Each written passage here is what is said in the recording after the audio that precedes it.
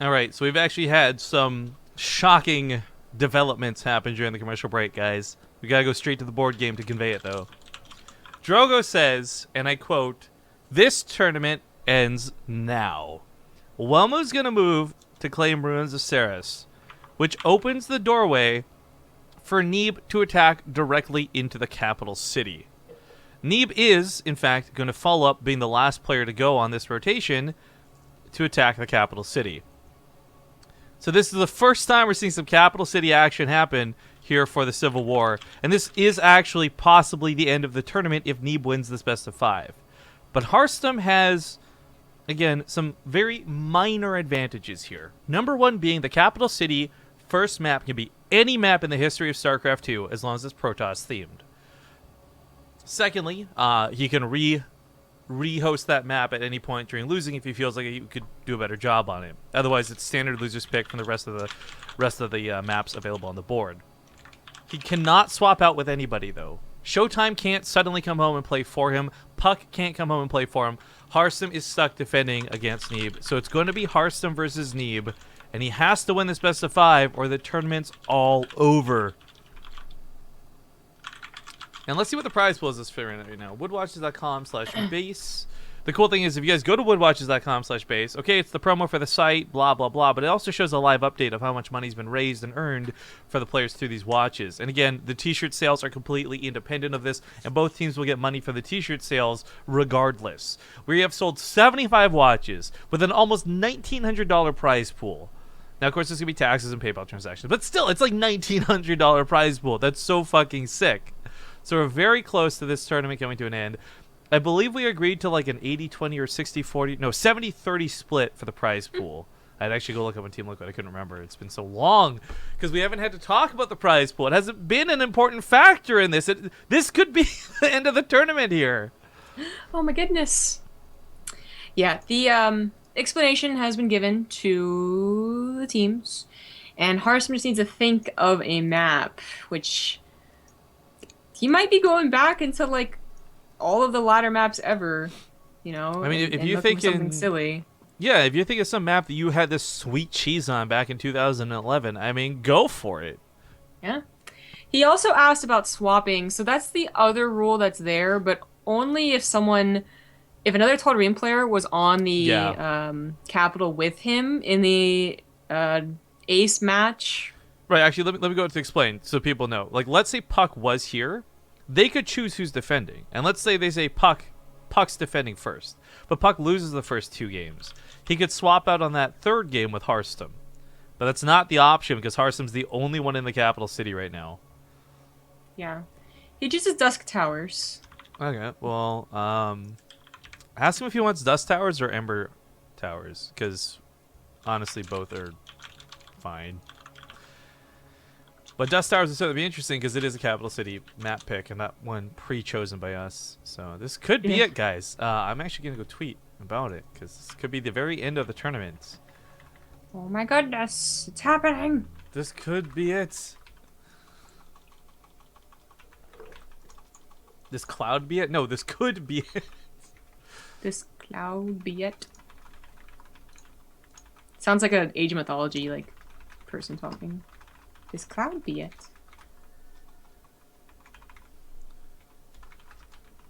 I'm gonna make Dusk Towers. He hasn't really said anything. Alright. Yeah, okay, Dusk. Neeb says you should have done Lost Temple. Neeb's a terrible person. I'm glad he's not getting to choose the maps.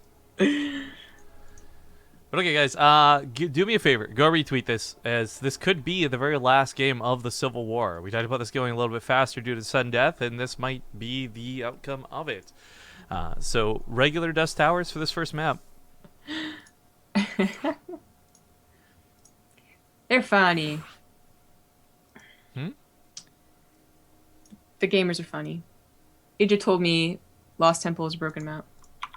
Oh. Which is true. It was broken. There's a place you could put a tank and it was stupid. Oh, dude, the BM right now. I gotta read this out. I'm sorry. Harstem, forgive me. It says, Idra told me retards always win on Lost Temple, so picking it versus Neeb would be a death sentence. That is so fucking clever. I love it. I love it. But okay.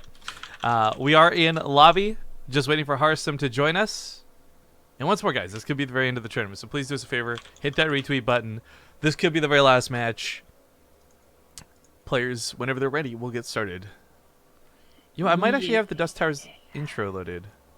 Do you want to gamble and hope it's not broken like everything else? Yep, go.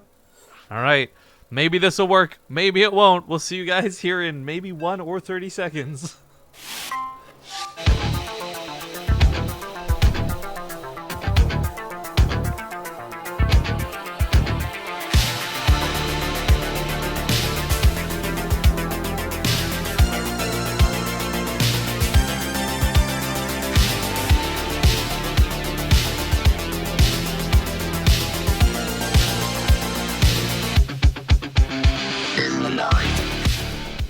Oh my god, it actually worked. But then I forgot to turn on the in-game transitions. Man, okay, whatever. We are back. Ladies and gentlemen, this could be the last game in the Civil War, depending how things go. He is defending his capital city. He's the team captain of the Tal'Darim.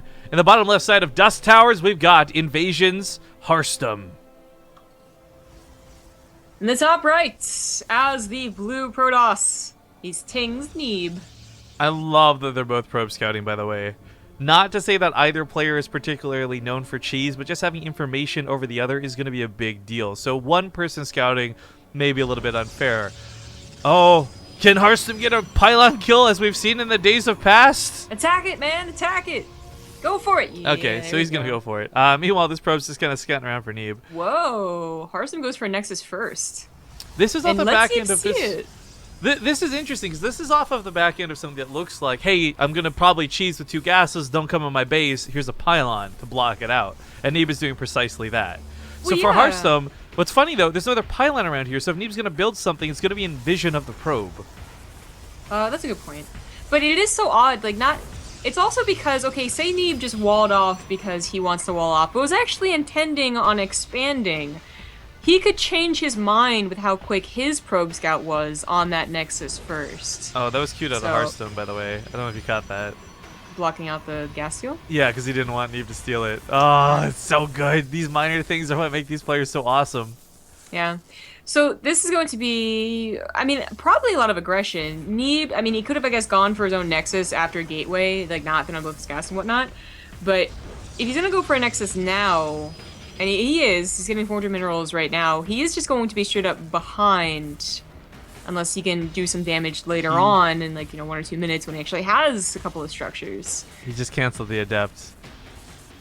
Like Harstem's gonna pull away. I think I don't think he would have gotten it, but I think that would have been in the red for certain.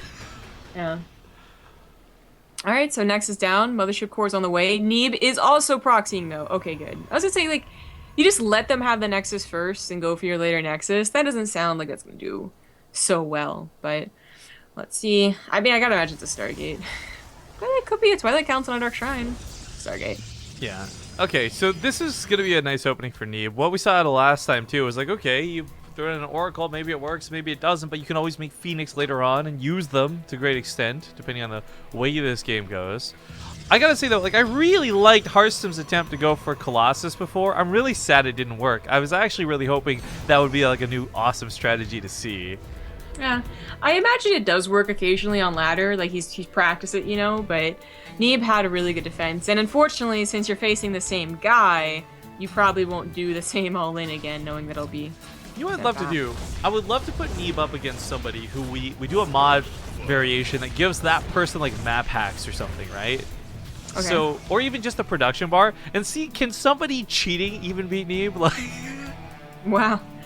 I mean, it's not that Neeb hasn't been beaten before in this tournament. He hasn't gone for all 3 zeros, but I think he's won every series. Yeah, I say this jokingly, but the thing is, he is a really good player, and I am worried for Harstem in this, just generally speaking. Harstem's good. His first day was fantastic out of the gates, but that last series, the fact that it's Neeb, there's a lot working against him here. Mm-hmm. Here comes the Oracle. Does Harstem have something on location? I'm pretty sure his Mothership Core was here. She moved to the natural. The Stalkers are here, though, so... pretty perfect. There's really no reason not to have your units in anti-oracle positioning if you're not attacking, if you're... Yeah, oh, Jesus. Oh my gosh, okay. If you were the one that was being a little bit greedy first, which Harstem was. So, I mean, Neeb was a little greedy, almost lost that oracle, but got 5 probes with it, which I think is, like, a decent amount. He's now ahead in probes at the very least, and the oracle's alive, so it should get, like, 3 or 4 more before it dies. If it ever dies. Maybe this thing's immortal. Oh, don't say something so stupid. Don't say something so silly. Okay, fine. My bad. It's not making sense. So I like that Harstem blocked off the 3rd base. You know, we saw that earlier today. Someone had it later natural, but kind of like in Terran vs. Terran, you get a faster 3rd Nexus. What's not cool, though, is that Neeb accidentally went for 2 Twilight Councils. And it's definitely an accident. That's not like, you know, he had one proxy. So. That could have been some super sick Blake Adept attack timings. Yeah.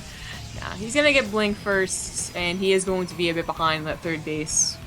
So, as a small note, Avex Renius, the guy who helped us reskin a lot of these maps, and he's like, what the fuck, normal dust towers? We're actually in the capital city, and Harstem wanted normal dust towers, as it was his pick. Of any map in StarCraft 2's history, he's decided and elected to go for a more recent one. So while Ember Towers is certainly something that can still be... Oh my god, you know what I just realized? He could do Dusk Towers into Ember Towers into Dusk Towers again type thing. Like, you could have 3 games on Dusk Towers, essentially, due to the way he's picked this finals. I wonder if that's... I wonder if they know that. I'll probably tell them after. Because I didn't realize that. That's silly. Well, I think the way this game goes is going to affect whether he even wants to do that or not, of course, because you lose really badly on Dust Towers. I don't think you're going to play on Dust Towers again. Finally cleans up that Oracle. Okay. At this point, I don't know that it's necessarily about the probe kills, but it was going to be about constant revelations and always being scouted. Yeah. Yeah, so like one more probe kill wasn't too bad, but right, like he got some good scouting. Obviously, the 3rd base was down, and it was his only unit out in the field until now with the Warp Prism. And that is going to be accompanied by a Dark Shrine. Now, there's an Observer on the 3rd base, but what about the Natural and the main?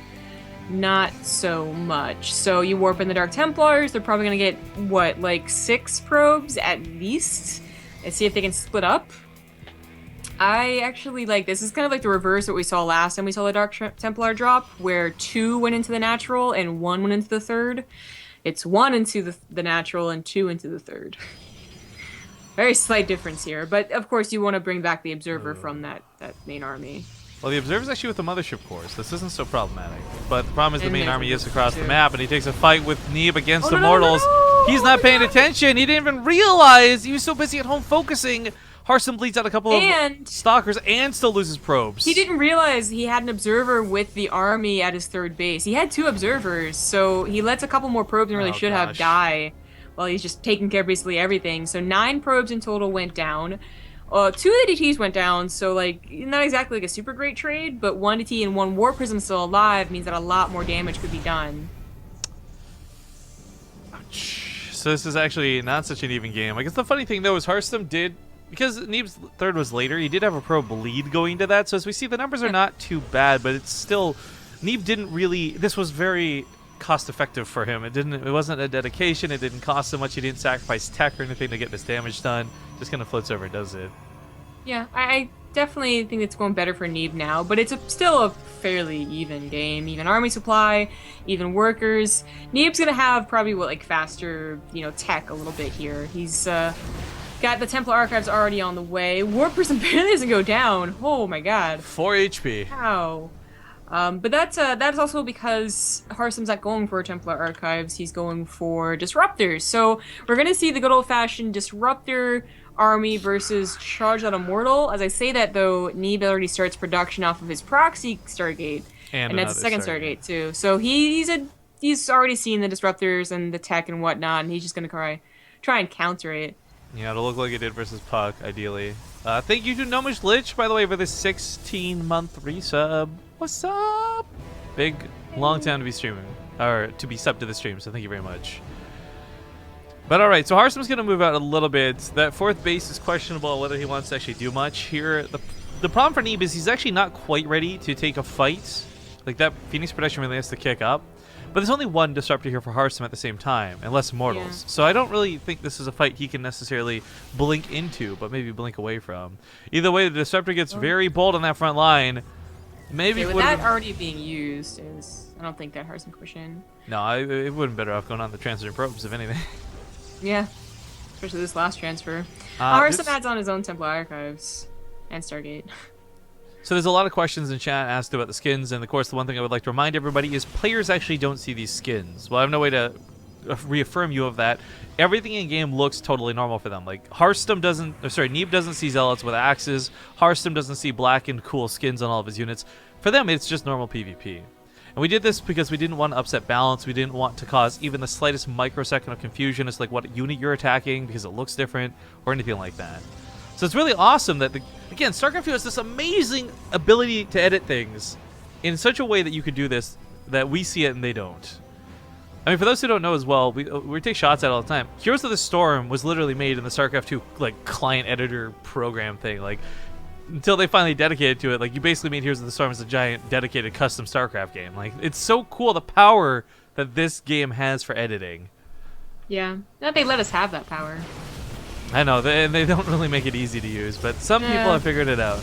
God bless them. But all right, these Temple on the backside, we're looking for some feedbacks. Don't quite get them. Almost get the Zealots, but that split was like a pulse split.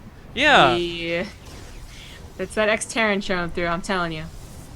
It's the only reason. Other Protosses can't split for damn. No, I'm kidding, kind of. So the Phoenixes still have a couple of energy, a couple lifts ready to go, and they haven't been lifting the Disruptors quite yet, but they're looking for it. They're considering. There's also kind of a couple of High Templars, a couple of Harstem's own Phoenix that are really making this a little more complicated.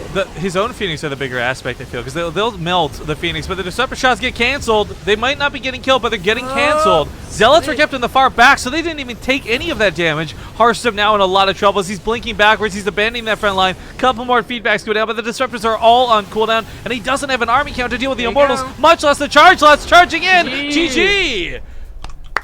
Neeb will take the first game in his assault on the capital city of the Tal'Darim. We're going to go to a small break. We'll get Game 2 set up. Don't go anywhere, guys. And make sure to check out the sponsors, woodwatches.com/base. All right, welcome back, everybody. We're getting into Habitation Station next. Harstem versus Neeb continues as Harstem is on the defense in the Tal'Darim's capital city. Big thank you to Critical for the new subscriber. New sub hype. Yay! Colors are wrong. Nice. Nice catch. Nailed it. Okay. Harstem is host, though, now. Awkward. Alright, so as we get into this next game, again, the reminder that if Neeb wins this best of 5, the tournament's all over. If he doesn't win, we can still continue playing. I'm actually not sure who I'm cheering for here, though, because on one hand, I would like the tournament to end today. On the other, I would love to see Harstem make some sort of sick comeback against one of the best Protoss players there are right now. It would have to be a very good comeback. Snalzy is down a game already. Just, defeating Neeb in general is a tall order. So before we get into this game, of course, Neeb leads 1-0. There's someone in chat, I guess their Twitch name is Rashida Jones TV. How cool would that be if like a celebrity watched our channel? Not saying that they even like ever talked about it or mentioned us ever, but how cool would that be just knowing that somebody like that you like Tina Fey or I don't even care who, like watch your Twitch channel? How would that make you feel? Really excited because maybe I could say hi to them and they'd acknowledge me. I mean, I really like Rashida, so I think that'd be pretty cool. Alright, well, ladies and gentlemen, welcome back. Game number 2 in this best of 5. It is, of course, the defense for the Tal'Darim. They're fighting for their lives and, of course, for their tournament. In the top right side, it is the red Protoss, the captain of the team, Harstem. In the top left, as the blue Protoss, he's a Neeb. So I'm going to tab out and do some mathematical things real quick. Because I am curious what dollar amount they're playing for right now. Because it's not just them playing like the finals of a tournament. It's their whole team is going to benefit from this too. So it's a lot. I almost wonder like if that loss is going to be harder to take or not. You know what I mean? their mindset is really. I feel like for this tournament in particular, it's a little odd because it is now team-based. There's that to consider. But it's also like, it's not like a 4-day tournament where you're ramping up and you finally get the sweet release of a $10,000 prize like Harstem did just the past weekend. Yeah. That's a lot of pressure. There's like Pro League where, you know, they all have like their honor and, you know, they really want to do well for their team and that's a lot of pressure. Okay. But if we're going to be completely honest, I feel like this tournament's been a lot more chill than either one of those. So while the prize is still really nice, like, I don't know if they're really that pressured. So here's the thing. We have about $1,900 raised, but let's say $1,800 to be safe because we don't know about fees and all that. So if we divide $1,800 by 70%, $1,260 for the winning team. Divide that by 3, and that's about 4. That's exactly 420. That's exactly $420 for each player, on top of the additional 10 to 25 or so that they'll get from their T-shirt sales as well. So that's not too bad. You got to consider this was a 4-day tournament where not even everybody played every day. Some of them just got to kind of relax and let their teammates do all the work. And the first place could possibly get like $450 for it each. That's pretty sick. That's more. You'd have to win like 6 Corsair Cups in a row to make that kind of money. So this still isn't even too bad dollar-wise per time played. But I do think that the format of the tournament ran a little bit longer than I think most people expected. The upside is the longer it went, the more we were able to advertise for Yord and make the sponsors happy and sell a couple of watches here and there. So maybe the prize pool would have been less if this was like a 3-day tournament. I don't know, but I'm really glad that this has still turned out to be something beneficial for everybody, because this also means we have now, with the month of June coming to a conclusion, it's the first day of July here, if this tournament ends today, then in the past 31 days, we will have paid out $12,000 in prizing for the major cups and another $2,000 or so for the minor cups. Remember that one time the community member tried to get a good tally of how much we've given back to the StarCraft 2 scene 2 years ago? Yeah, well, I'm just saying, that's so fucking cool. I mean, of course, some of it...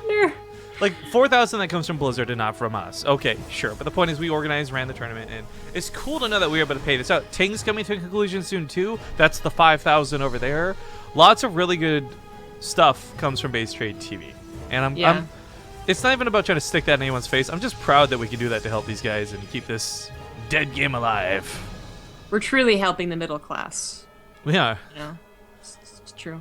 But I would really love to see them try and tally that all up again. Although, I mean, you tallied it and then you gave it to them. But I'd like to see that overall number at the end of the year again.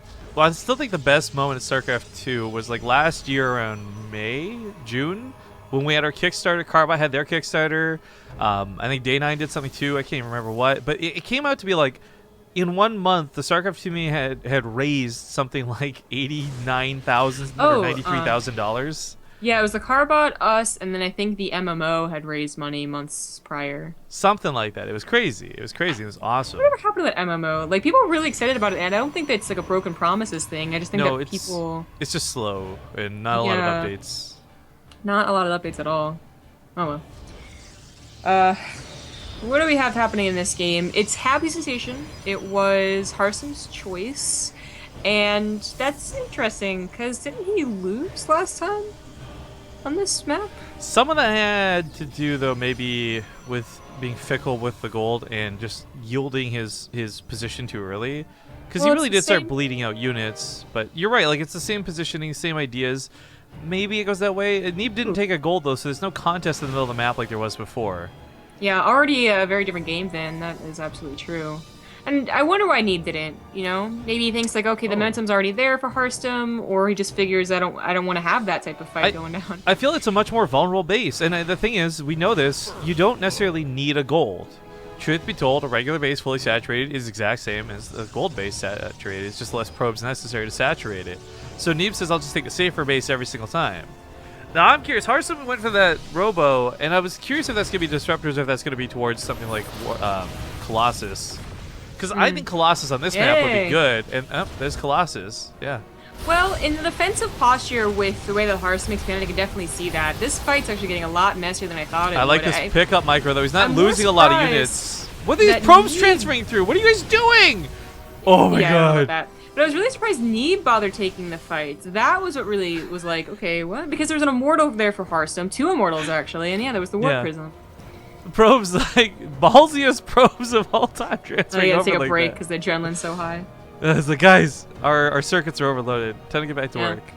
But back to the Colossus, yeah, I think here, like, if the fight's taken down here, there's multiple chokes you can get back to and use your Colossus to an advantage, or if you were attacking into the same position, sure. But with Neeb's base, as he took it, if he ever decides to push into Neeb on his 3rd base, I think there's more open areas where maybe the Colossus wouldn't be as good.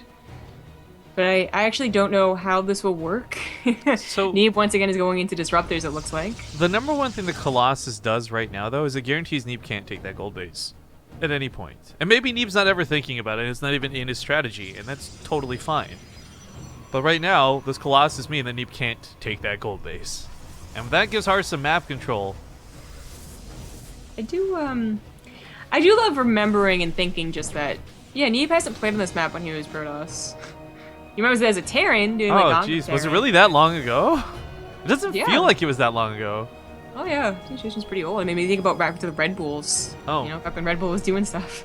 Well, Warpin's coming in, and Harstem's going to go for the attack. He'll catch Neeb a little bit off guard. That force field completely getting that Immortal slaughtered. Of course, there's going to be an overcharge, and he backs away from this. Quick shout-outs to Real_Jansoon in chat. For those who don't know, that is the Yord representative. He's going to actually be playing a show match versus Jesse later today in about 4 hours from now. So if you guys have questions about Yord or their watches, ask him while he's here. This is going to be a very hard hold. Neeb's got a couple of really important things on the way, but the army's here right now, so I don't know how this is going to go. Now it's a situation where the army supply isn't as similar as that game on Shear, and there's not a disruptor out there. It is actually there now, but needs to get a pretty damn good hit. Gonna get the sentries. And the immortals. Okay. Yeah. And of course, for those who don't know, that didn't even trigger the barrier should it have been on or off cooldown anyways. It's a weird bug with the way that works, but Colossus not taking too bad of a fight. It really does help fight against the Concave having that splash damage, but he's being fought and torn in 2 different directions, and this looks way too similar to Shear, where Harstem is just bleeding out a lot of his fodder, so there'll be nothing to protect these Colossus. Some of these sagas are getting really low, though, so it's still, I think, a little more hairy than they blink into the Colossus, though. They don't blink enough to actually damage them, and this gets problematic for Neeb. Harstem, now with the Warp-ins, just a couple of Adepts, will keep these units off his back. Another Disruptor pops out. They're going to go for the Zealots. Okay, they get him. But that's even then, pretty important fodder for the Colossus. You know, Neeb's got upgrades, which are not too bad. He's got Resonating Glaze finishing up in a moment, but these Colossus are still a force to be reckoned with. With 350 health on them, it's not easy to tear through them. Yeah, that's true. I almost wonder if going for Immortals again would have been better. Maybe. Because instead of the Disruptors. He's about to have 4, though, and that's not a very small number. Oh, he gets such a good hit. Yeah, well, right there is why you go for the Disruptors, I guess. But Harstem gets a bigger hit on top of his opponent's Disruptors. I didn't even realize he made one. Just kind of appears on the front line. Chunk for chunk, army for army. Neeb still has an upgrade lead. I was going to try and focus it down. Does focus it down just in the nick of time. Oh my god. I am clenching muscles in the lower part of my body just watching this fight. Still not over for either one. Army supplies have actually gotten closer for Neeb. Oh, no, Harstem just warped in. Splint's off of that Colossus. It was just 1 Stalker for it. That's a pretty good trade. Yeah, but even then, like, Harstem he's really starting to get some leeway here. Yeah. This might just be the tipping edge. He goes back into a position that's no longer a choke, and Neeb once again has his concave set up. Neeb keeps getting very antsy to pull those probes. Like, he's not doing this because he's scared. He wants to actually just cripple Harstem in one big engagement. Ah, that Warp Prism! I think it wanted to go attack, but got rallied in a very odd way. That's time also given up on Disruptors, by the way. That one dying was super bad. Harstem takes the 4th while this goes on. He wants to be able to try and play out some macro behind this. Yeah. Yeah, this is the problem where Disruptors really do have that awkward dynamic where if they miss, they're garbage for like another minute while they are on cooldown, but if they hit, it's incomparable with damage. But the Colossus are consistent damage. That guy's life flashed before his eyes. Well, he's a robot, so it actually maybe didn't. Well, you know what? Its production flashed. But they're not even biological for its units. reticles. No, I'm just kidding. Reticles don't sound like reticles. Reticles sound like they come from your bum. You wrecked him. Yeah, they do. Did he kill him? No, he wrecked him. Okay, the upgrades I also didn't notice were in favor of Neeb. Not that it was really down to that. It was one of those disruptors. And Harstem's starting to catch up here. Well, does blink up to the high ground. I mean, the gold base has actually been pretty heavily mined out. Not to the point where he can abandon it yet, but we're kind of approaching that territory. Get some mothership core. Probably have to lose all of his stalkers for it, but well. This advancing forward also provides Neeb the opportunity to, get his fourth base himself. That was missing. Harstem's on 80 probes right now. That's kind of like really weird to look at. Yeah, that's too many. So this is where the disruptor's gonna make it really difficult. But if Harstem puts his Colossus on the high ground, he may be able to just take sort of zoning control in the middle of the map, because the disruptors can't shoot up a hill. They would have to go all the way around, and they actually don't have the range for that. Harstem just lost 2 disruptors for pretty bad trades there. Yeah. So double the disruptor count for Neeb. A lot more stalkers though for Harstem, and they finally blink. We're getting close to this point though where you can start blinking on top of the disruptors if you'd like. That picks this one off at the cost of some stalkers. Yeah, that's pretty worth. Oh, more go down. Oh no! Oh, he blinks through it though, just in the nick of time. Only take 2 more shots on the back end. Harstem perhaps. Oh my God. He's really miscontrolling his units here, and death is abundant in the middle of the map. God, that quickly went from just 1 to 2 to 3 things, man. Upgrades finishing up for both parties puts Neeb once again in the lead, but it's about those disruptors. 6 probes went down apparently to the stalker. Way to go, buddy. Well, actually, it's Harstem who lost 6 probes. Oh, that was in the middle of the map, just constantly okay. chipped away and chipped at. Workers lost actually aren't even that high on either side. The Harstem could afford to lose a couple, I'd say, at this point. I think so, yeah. That was a very dangerous blink that ended up working out for Neeb pretty well. Still has his own disruptors. Go, trading out, zoning out. The weapon upgrades are still better for Neeb, and this is going to be a problem for Harstem when it comes down to stalker versus stalker fights. Yeah. Why is everyone doing Kegel exercises on stream? I told you, Zombie Grub. I told you that's what those were. You know, we have like a list of just like inside jokes of BaseTradeTV. That's one I would not like to see in a t-shirt. Just a pair of clenched butt cheeks and it says Kegels underneath or something. Can we make this happen? Is there an artist in the crowd? Neeb lost, I think, disruptors. Yeah, he lost 2 disruptors on the rally on the backside. That was pretty bad. But he killed 22 probes, which is now making Harstem a little bit more scared for his probe count, I think. Oh man, this is harrowing. But Neeb actually walks into the disruptors. Oh, mistakes were made. This is actually something that where Harstem can start getting in here with those Colossus. Oh god, he's gonna lose. He won't lose his stalkers. Those can try and blink away, but he'll lose everything else. Yeah, picks away that. Probes get pulled away. They need to be pulled back. He's got this extra base down here. So does Neeb. This game has certainly been interestingly back and forth, I gotta say. The Dark Shrine finished for Harstem as ET's gotten to that 3rd base, so he killed 17 probes, but only evened things up. But even then, evening things up, I still think is not enough with the upgrade disadvantage. Although this game has been a lot about the disruptors, and for those who don't know, like they don't need upgrades. They're going to do a ton of damage with or without them. So I think the idea is that upgrades are going to really affect the stalker shots, but when it comes to disruptors, they're still going to one-shot pretty much everything that's not a Colossus. Every single time. Right. This Neeb even getting like shield is very funny. Protecting his bases against DTs. He's been banking minerals, I think, more often than Harstem ever has. Just because, he's waiting for warpins and whatnot. So he has the minerals to go for those cannons. I think that's perfectly fine. Gets a 5th base as well, so they're going to be even on bases soon, too. Oh, trade goes on. That's that split-second disruptor. You know what it is? It's funny. People complain about tank drops when they are the exact same dynamic that the disruptor fight was just now. Whoever gets their tank off of that microsecond sooner is going to get the shot off and win. Same with the disruptor. Yeah. But we don't see any talks about nerfing the disruptor guy. Oh Jesus! My bad. I was busy. I had my hands in the air. Yeah, that's what I imagine you're doing. Okay, Neeb only lost like a portion of stalkers. I don't think it was any disruptors, but that's still pretty bad. We have a huge attack though of Adepts. Oh, the cannon! Cannon, please! I'm surprised to see Adepts this late in the game, but he does have resonating glaives. It's cool to see. I mean, if he can make it work, he makes it work. It's on top of the probes. It kills them really quick. Big shout outs to Quifka 42 for the 6-month resub. Thank you very much.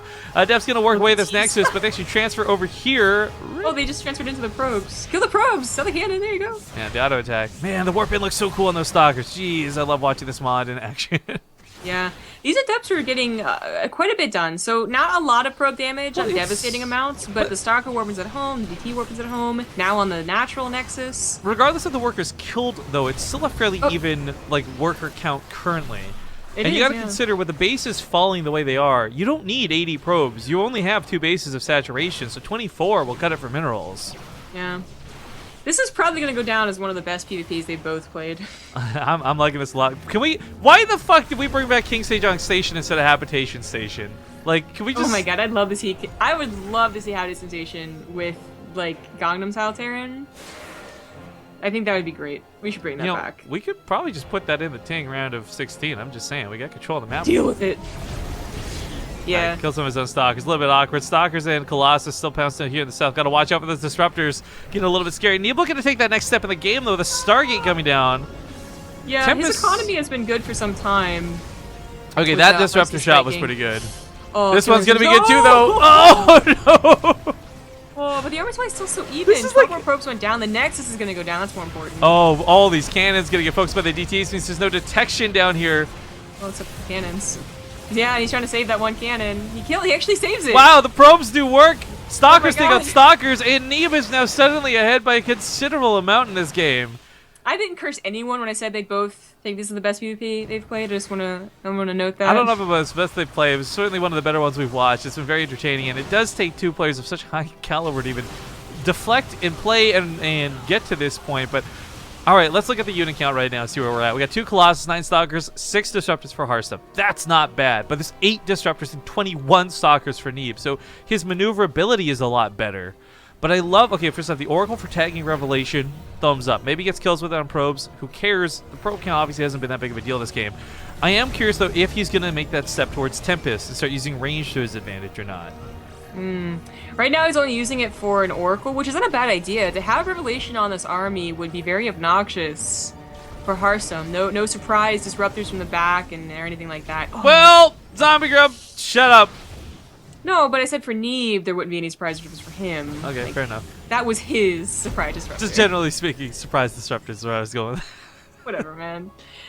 It's gone back to the middle of the map here, but Neeb is in a much better position. The Colossus are almost... I don't even see where they'd really be important now, to be honest. They're adding minimal They- amounts of damage whenever they can get their shots off before But- they have to run away. If you want to talk about cost effective, they've been alive for the entire duration of the game. Oh, that's true. That might change here in a moment, but they've certainly paid for themselves in full. But I agree, at this point, like, prioritizing them in any way probably wouldn't be good. They're huge sources of bait, though, which is kind of interesting. You could have the Stalkers building on top of it and the Disruptor shot them, maybe. I don't know. But Harstem's army is destined to die. Oh, the Disruptors are wow. gone! That's huge! GG! Neeb! Oh, he's on the attack, and he's on a roll. He's up now 2 points. And if Harstem loses this next game, the entire tournament will be over, and the Templar will emerge victorious. So Team Drogo looking really good right now. We're going to go to a small commercial break of 2 minutes, and we'll see you guys for Game 3 when we return. All right, folks. Hello, we're back, and we're currently waiting on the map pick out of Harstem, so taking a few moments to figure it out. He's got to think hard, as whatever map he goes with could be his last one, but he wants to pick whatever one can be most advantageous. So he can re-pick Dusk Towers if he'd like. But unfortunately, there's no tagging out for him at this point. It's all on him. A lot of pressure to win 3 games in a row now versus somebody like Neeb. It's Dusk again. Okay. I actually don't think this is a terrible choice to go with maps you're comfortable with, even if it's not something you think you can get an advantage off of. Maybe Neeb's also going to get an advantage off of it. It's better to play on one you're comfortable with than not, I feel. That's true. But we are coming to a conclusion here of the Civil War. Quick shot at what the board looks like, guys. As tactical advantage goes to Team Drogo on the attack, up 2-0 in the specifier for the capital. And if this falls, the Tal'Darim will lose, and the Templar will emerge victorious. Yep. Let's change you out. Yeah, getting everybody in that lobby. So, again, congratulations to Neeb on taking this quick 2-0 to start. I shouldn't even say quick. That's not true at all. But, like, the strong, very solid-looking 2-0 to start. Yeah. Could be the last game. Yeah, Harstem says he's ready. Good luck. Map intro. We'll see you guys in a sec.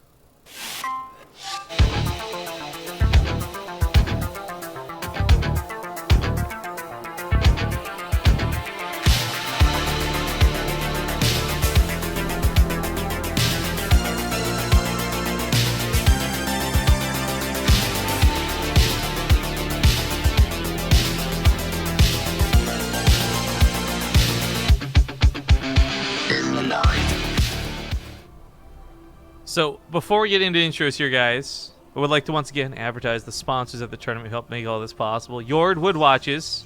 Go to woodwatches.com/base, and if you would like to help contribute to the prize pool, percentages of sales from every watch will go directly to these players and the prizing for it. I will say though, I'm really astonished. Our goal was $1,000. We've raised about $1,900. That's pretty sick. The tournament has gone on a little bit longer than expected, and we got some very interesting feedback from players and fans along the road. I would like to say though, while everyone's really excited, says like, could we see Primal Zerg, regular Zerg, Terran, and other things in the future? A lot of that hinges on the work that Joey, aka Nice Username, put into this. This mod was not easy to develop, and I'm sure another version or variation of it would be easier now that we know how things work. But this took quite a few months to get ready to go. Yeah. So, kind of cute. Similar openings, mirrored up as best we can. Spawning in the top right. He is on his last life, defending the capital for himself in this best of 5, but also his team. Will he fall? It's the Tal'Darim's leader, Harstem. The bottom left as the blue Protoss. He's Ting Neeb. That was one of the rare times the music for StarCraft synced up so perfectly with your intro. Because it's like we pan over. The second we pan over, it's like, bow, bow. It knew it was me, and it loves me. Yeah. So questions asked about the show match, by the way. Harstem and Neeb, regardless of whether this ends here or later, the show match will still not play out for about another 4 hours or so. 5 p.m. Pacific is when Ting versus Yord, Jesse versus Jensoon will happen. A lot of this has to do because, surprisingly, working at corporate companies that sponsor these awesome events, they actually have jobs that require them to be working during certain hours. So at the end of their workday, they will compete and play in a best of 5. We will, of course, tweet about it and share with what's going on, but as this may be over here, it's just worth noting that we won't get to see it play out immediately afterwards. Jesus Christ. No. Click on Sugared Coat's link. Sugared Coat's link? Okay, time to Dropbox. I am putting this on stream. I'm sorry, dear Yord, if you are going to be offended by this, but this is the great... I asked if someone could do this! I love this! The face I'm making of this is like that Rick and Morty, like... Oh, this is so perfect. I love this. Sugared Coat? Sugared Coat in chat. Everyone give Sugared Coat a fucking round of applause. That's amazing. I'm gonna tweet that after we're done. Oh, God. Very well may be my favorite picture of 2016. In fact, no, I'm tabbing it right now to tweet it. We're gonna follow this probe. You hear that? You hear that? Well, I'll keep an eye on anything interesting going down. So far, something actually interesting is happening. So Oh, you can do that quick. Oh, extra gateways. Yeah. Oh, wow. Yeah, Okay, so one Harstem base all in, broski. dialing it up to 10 here on this final possible match. Yeah. The thing that's really problematic about this is that gateway all-ins are really old. Like, you see them wall off and you think, okay, they might be cheesing me. You don't think multiple gateway all-in. You think, Twilight Council in Dark Shrine somewhere or Proxy Stargate. To think that they're going to provide a one base all-in for you to deal with, I think that's the last thing on your mind. In fact, obviously Neeb looking for this Stargate or Twilight Council. I mean, he's well defended against Dark Templar without a Warp Prism because he has a wall off. He's well defended against Oracles because he just put his units in the mineral lines. Against a Warp Prism actual attack, it's not about having good positioning, it's about actually having the units and seeing it coming. This is kind of cool because maybe this has a lot to do with the way Harstem picked the map for this, right? You're kind of like, okay, I'll play this macro map. Neeb expects it to be a little bit slower, but it's not. And I love that he pre-warped in with this too, so he can just elevator the stalkers up. There's a chance that his warpers may have been picked off, but it's not. Neeb doesn't even see this coming. There's no vision on this. It's too late. Now the entire army is at the top of the ramp. There's only a mothership core, but not a lot of pylons to actually overcharge. Yeah, he's focusing down the robo. Cancel! Oh, that was a sick move out of Neeb. Man. That was like a last microsecond cancel. I think that would be better if it was the Twilight Council, when you had the robo producing an immortal. Because having Blink right now, I don't know how much it's going to help. Well, I mean, if he ever gets to it. The pylon got torn down, so the Adepts transferred to the main. He's going to micro these around a little bit with that Warp Prism, so a bit of ghetto Blink micro, but he kills so many probes through this. It's 1 base versus 2, though, so he's got to win the game. This isn't just about a small amount of work for trades, and he's done exactly that. Harstem holds here on game 3. 2-1 now being the score. Oh, damn. Things getting spicy and scary here in the finals as Harstem shows us he's not going down without a fight. And even if he has to win the next 2 games doing the same dirty all in, I'm using air quotes here, guys, dirty all in, I think it would be worth it. He needs to win. This tournament is on the line for this, and it's no longer about, like, I don't know, feeling okay about the way you play, honorable, dishonorable, or any bullshit like that. Neeb's asking about the map pool. He only has the option to pick from the map pool on the board. He doesn't have the option for anything else. So to revisit the map pool and the board really quick: Ruins of Sarus, Orbital Shipyard, Shear, Habitation Station, Star Station. Like, all these are options for him. Just not maps that have already been played. So we can't go back to Dust Towers, for example. Can't go back to Habitation Station, for example. We'll go back to Ember though. We can't go back to Ember Towers. That has not been played out. So we could have another version of that, I guess, I suppose, question mark. But he's opted for Shear. So guys, we're gonna get this lobby made. We're gonna go to a small 2-minute commercial break, and I'm just gonna write that in chat actually. 2-minute ads real quick before game 4. So we'll see you guys in 2 minutes. Thank you for watching.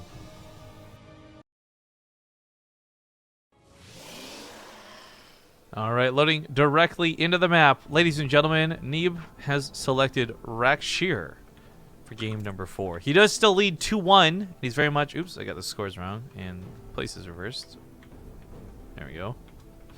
He does still lead 2-1, but it is spawning here in the top left. The defender of the Tal'Darim's capital, the Red Protoss, Harstem, just brought this series back 1 game. Can he do it again? In the bottom right, as the Blue Protoss, he is Neeb. Okay, so maybe Gateway Islands are cheesy. Maybe they're not. Again, I don't think anything about judgment should factor into this at all, and Harstem needs to do what it takes to win. Proxy DTs, proxy Stargates, whatever. Anything it takes to beat somebody like Neeb. Yeah. Thing is, he might feel the necessity to continue to cheese and do odd things, but he wasn't getting stomped in the macro games. So just doing 1 all-in to get your momentum back, to show Neeb that you can win or something like that, and then back into a macro game, I wouldn't be surprised. Because it really, the Habitation game was great. The game before that was still pretty cool. And, the series before that, I guess, that they played, right, which is 1 game on this map. Oh, there's a little clip again. I do wonder, though, since we've seen him before on this map, and Harstem has shown Colossus again on Habitation, if we'll see his Colossus all in. It almost worked both times, almost. Yeah, it feels like... It's like when we were watching that Immortal Zealot the Archon Charge Lot combinations where they were just hitting like seconds too late and the Disruptors would barely hold and counter. Like, I'm wondering if timing is what's really screwing him here. Is there some sort of corner he could cut to get the Colossus out sooner, or maybe he just needs better macro behind it? I'm not sure what it would take to make that work. But it does look like it is so close to working. You're kind of like, how can you refine this? How can you tweak it just slightly to make it better? Yeah. Well, I guess this is a little interesting to see both of them going for very identical builds. Double Adepts, double Gateways out here, and Mothership Cores equally timed out as well. So it'll be weird seeing what they do. They'll either meet in the middle of the map and both disengage, or one will chase the other. Probes have gotten pretty full scouts, so it's not like anyone should be surprised by what's in the middle of the map. And Harstem's gonna go for a Stargate. Okay, so the Stargate's not too crazy. And it's in base 2, so it's not even proxied. I'm wondering what his plans are for it.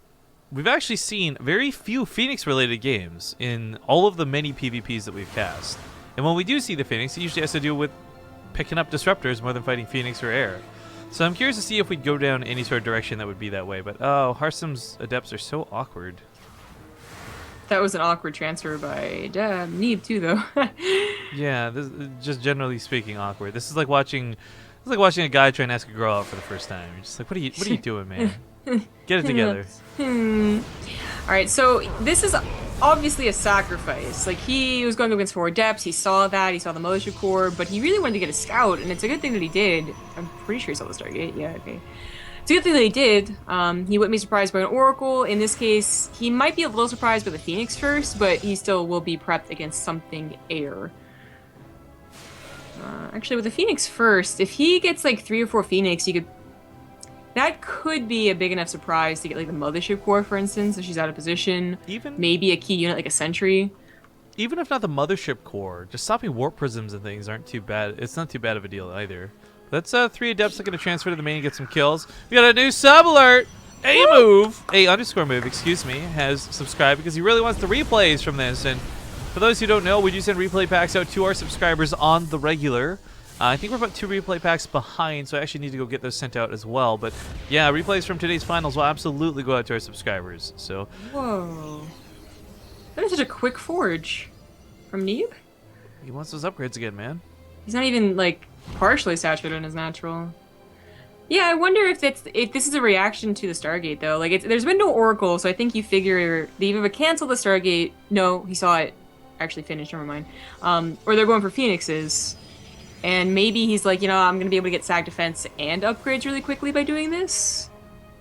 Or maybe he just really wants quick upgrades.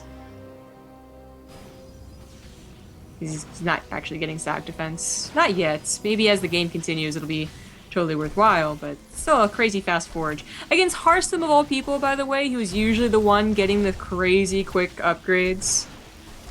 Although not in this series. I've noticed, you know, in that last game, of course, Harstem actually fell behind in them. There's that Mothership Core I was talking about. Could be targeted if you really wanted to maybe lose a Phoenix, but not worth it at this point. I'm not sure what he's planning to do with this. Maybe grab a sentry or 2. It's certainly not going to be worth diving in for probe kills, not with how close the game is and how close it's playing out. But Immortals come out behind this, and he has stopped production on 4. Normally we see like 5, but 4 can still police the map, and again, most importantly, keep warp prisms at bay. Yeah. Blink should be on the way for Neeb. Just makes the most sense against the Phoenixes. Okay, And just a freebie. +1... Yeah, +1 is coming so quickly, it's actually going to be surprising amount of damage on the Phoenix, I suppose. Giving a lot of map control, so Harstem takes a faster third base.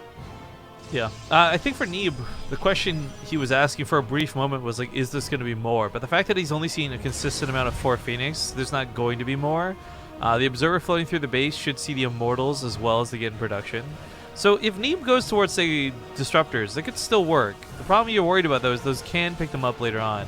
Oh, Harstem, you're in some trouble, whoopsie. Man. He's not losing any of his, though, and really only lost 1 with its health, so... that worked out fine.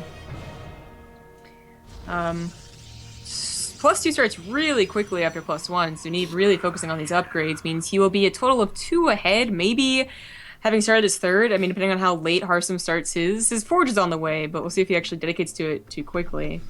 Meanwhile, I gotta give a shout out to Fox Aurora just reset for 15 months, and he says, woo! Back to BaseTradeTV after 3 weeks of no internet. Oh my god. Why? How do you even survive that? I can't even go a day. When I have a power outage, I'm like, no, life's not worth living, and I contemplate, like, just wow. ending it right there. Like, well, power outage is even worse, right? Because I can go without internet, but I would have video games. I guess it depends on what you're around to. Like, when we're at these events, you know, like, hanging out, I don't mind not having the internet, because we're not sitting there playing games or on Twitter every 3 seconds. We're actually like talking with our friends. But then how do we decide arguments without Google? When have we ever decided an argument with Google? I mean, I can't remember a specific time, but I guarantee you we have. I can't remember any time. No, I guarantee you. No, hang on.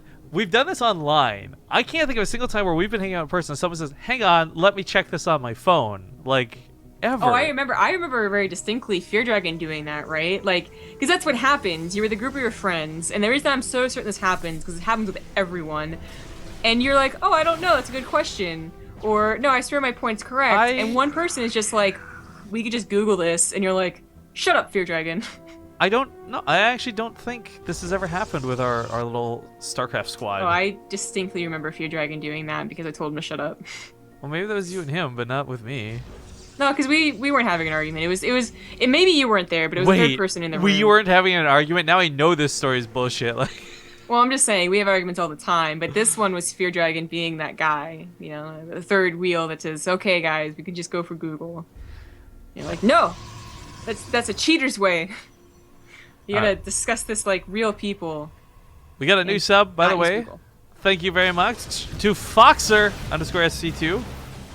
Very much appreciate it. That's 3 subs today. That feels good, man. Fancy. And of course, a lot of very appreciated resubs. Not to take any specialness away from you guys. You help us keep that sub number afloat. What are we up to now? We were at 980 something. We're at 993 now, so we're 7 away from breaching 1,000 again. Woohoo! We're breaching. The Tal'Darim Archons, of course, look so sexy. I know you don't really care, but I really like the way they look.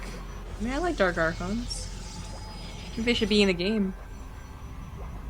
The fact that you can merge a Dark Archon, yeah. The fact that you can merge a Dark Templar with a High Templar and still get a regular Archon is blasphemy. It's unrealistic and it's against God. You know, God's word. Speaking of merging things, like the whole Artanis like picking up Tassadar's like Psyblade or whatever. I'm surprised they didn't make him do a ton more damage because DT's hit for a truck ton, right?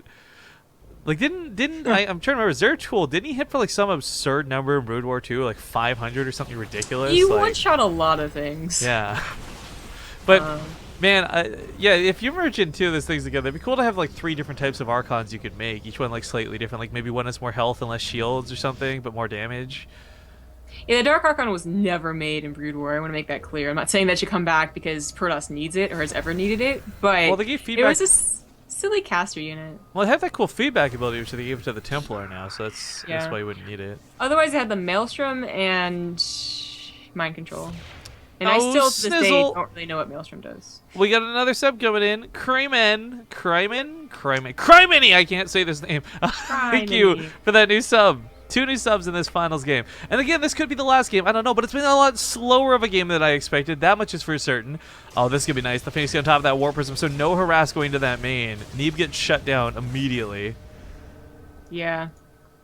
Harstem's army, though, is not bad. Normally there's disruptors or something, and we start talking about that X Factor, but when it comes to fight versus fight, he is down in upgrades, but that's about to be bridged by this 2-1 finishing up in a moment. He catches some Stalkers on the side, which is a great start. He's got a lot of Zealots in this army. Charge is done.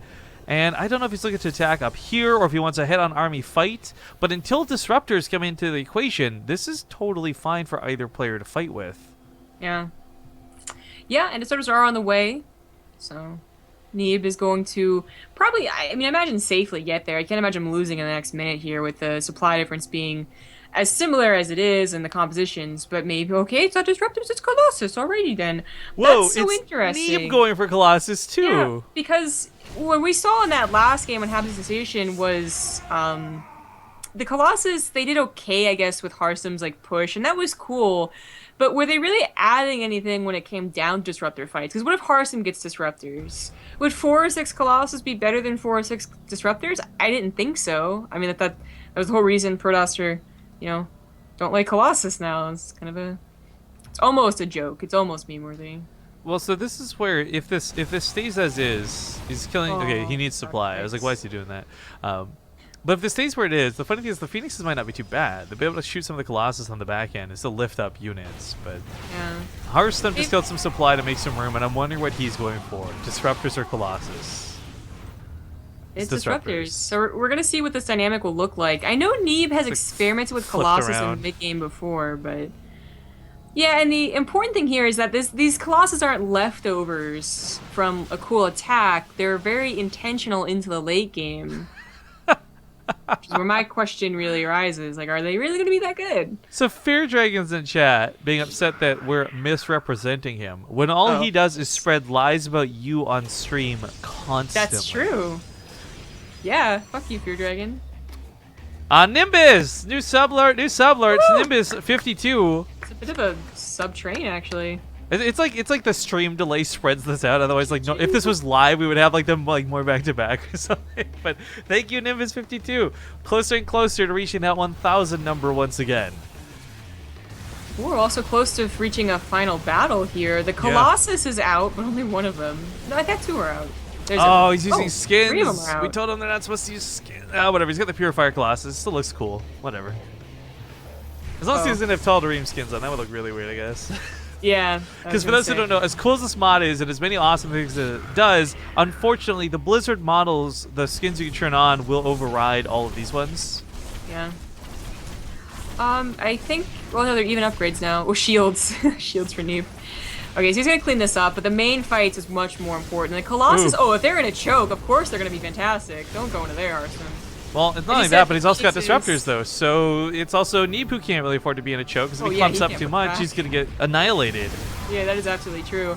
As you said, the Phoenixes are gonna help like a little bit, just as they did in Heart of Storm, like the tiniest little bit to take out those Colossus, but they'll never really be a threat for them. What was that? That was a terrible disruptor shot. This one's looking for hitting the Colossus, it's a decent one, but as said before, they've got so much health, it's really hard to actually knock them down. We got a resub coming in from Shire Shady. Thank you very much for the 3-month resub. The real Shire Shady, please stand up. BaseTradeTV? It's okay, it's like questionable. It's like, well, somebody might lose a base. He's gonna pull the probes. This is kind of cute. I like this. So he'll kill a base up here. Neeb will kill a base down here. This is literally trading bases. Neeb really should have gone to the third. I think he might have had he seen the probe transfer, realizing that all the probes would have been there too. But yeah, literal base for base, and they are going to go into each other's thirds. And Neeb is also splitting off a task force so that they're really just even in trades here. So that's going ham. Both corners are dying. Yeah, this is actually going to trade out a little bit faster for Harstem, I feel. He's actually on top of this much sooner, but the fact is Colossus can attack buildings a lot more efficiently than Disruptors can, so I really don't know how this plays out at this point, but Neeb has nothing that's escaped his base. The probes haven't been pulled out in the middle of the map. If this is a true on base trade, Harstem saved a lot of probes. He's got another base coming down. He's got Disruptors and Phoenix still in play. Ace 1, Ace 2, guys. This is a full-on base trade, but I think the race is going to go in favor of Harstem. Neeb has nothing out on the map. So he can't even build like that one random pylon in the bottom side to keep him alive. He's going to just lose all the buildings at this rate. But lots of cannons were made. He's going to stall this out to the best of his capabilities. Harstem had enough bank to do that too, but he didn't think of it, and that might be where things get interesting. Of course, Harstem still has a ton of money to build Nexus everywhere.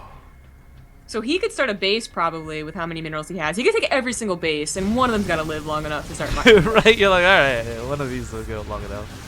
Yeah, but this is a big deal. Neeb still has production, and he still has probes, so if he can take back like his natural or his third or something, right? Maybe try for a hidden base. Harstem coming back here, he does have the bigger army supply lead, but he'd be going up a ramp. I don't know about that.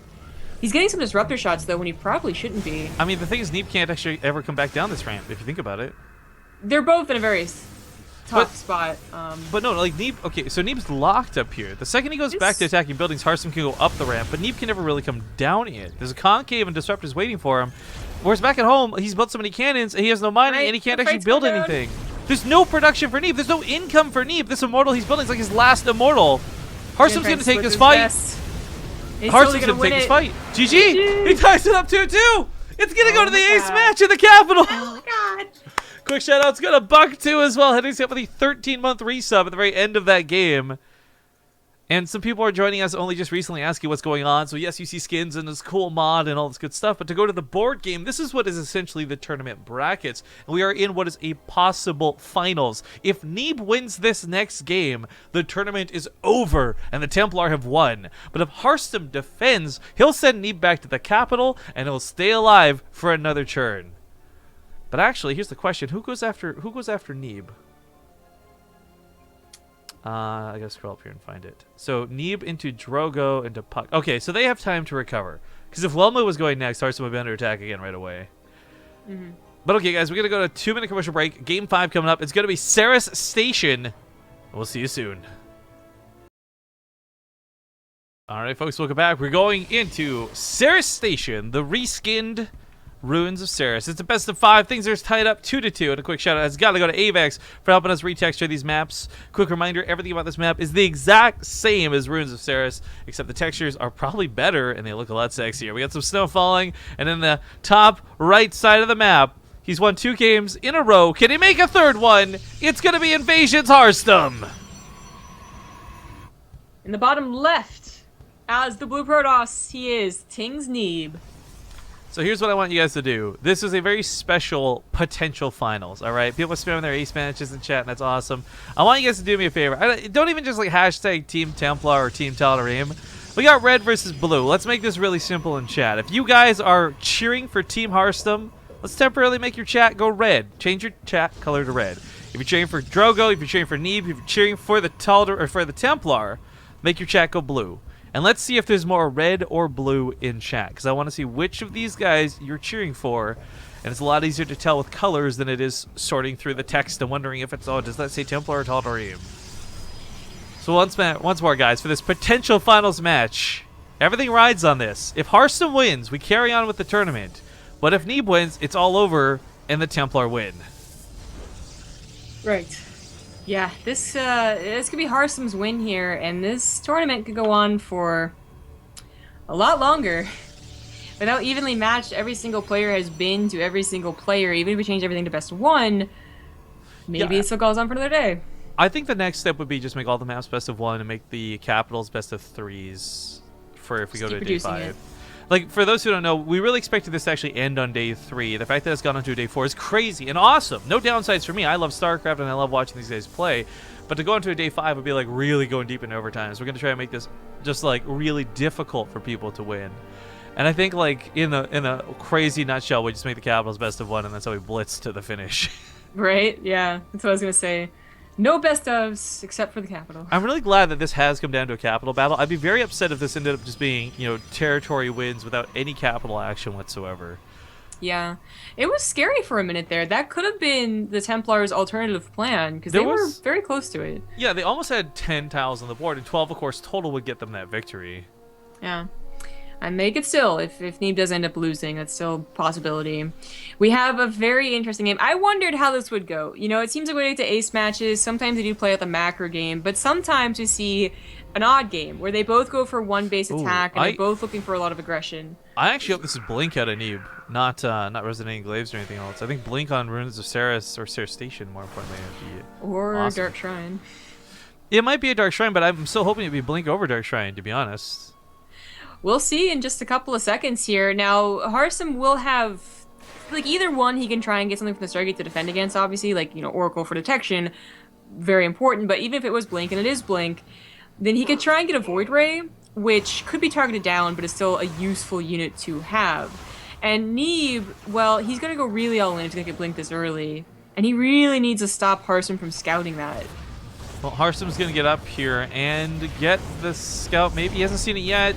He still hasn't seen it. Still hasn't seen it. There we go. Now he sees it, and with the chrono.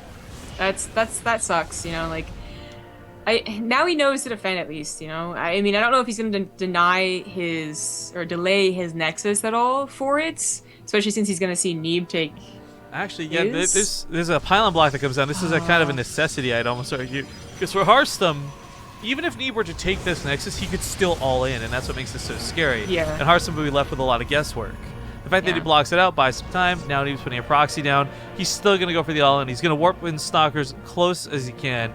And Harstem, well, actually gets some pretty nice damage done with the Oracle, denies some mining as the probes are pulled. I forgot about this. We're so focused on whether or not he's going to scout the Blink. That Oracle, that Stargate that Harstem went for, delayed his own Nexus for, ended up getting enough damage to certainly be worth it.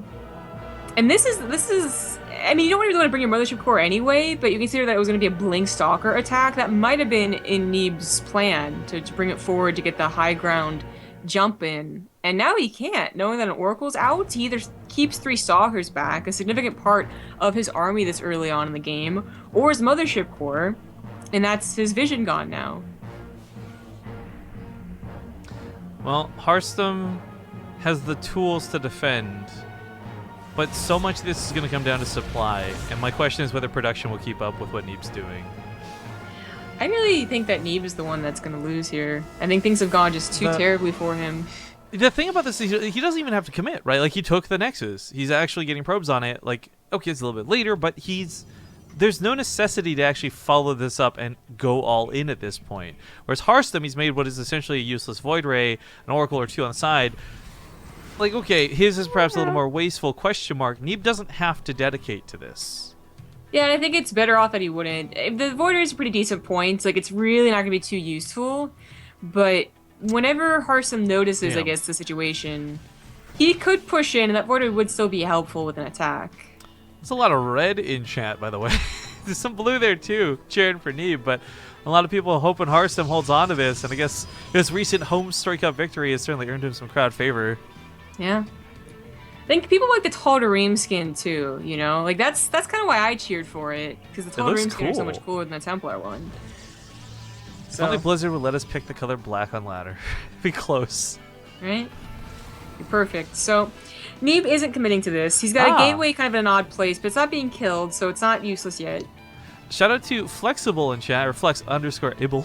It says, BaseTradeTV, I bought a watch and used your code. Does this mean the extra money got added to the prize pool? Yes, it absolutely does.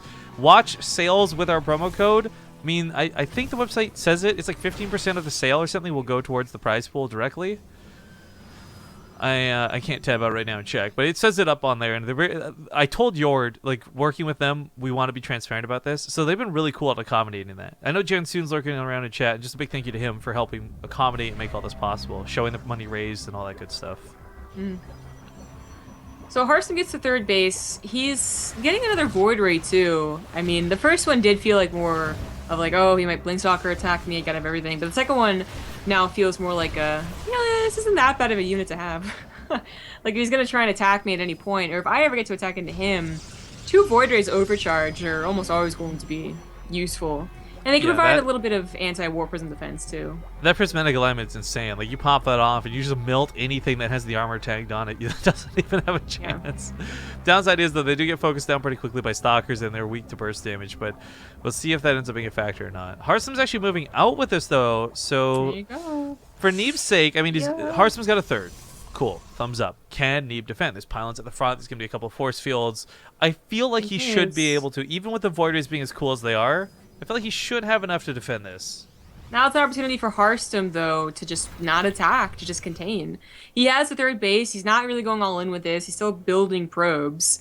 Neeb does have that proxy pylon, and he warped in a couple of adepts that are killing 2 or 3 probes, but that's never going to really make up for a third nexus, I think. So yeah, Neeb can't just stay on that ramp to try and take the fight with the pylons. He has to try and take the third. Some of you guys haven't seen this yet. Void Rays look really cool when they attack with the Tal'Darim skin.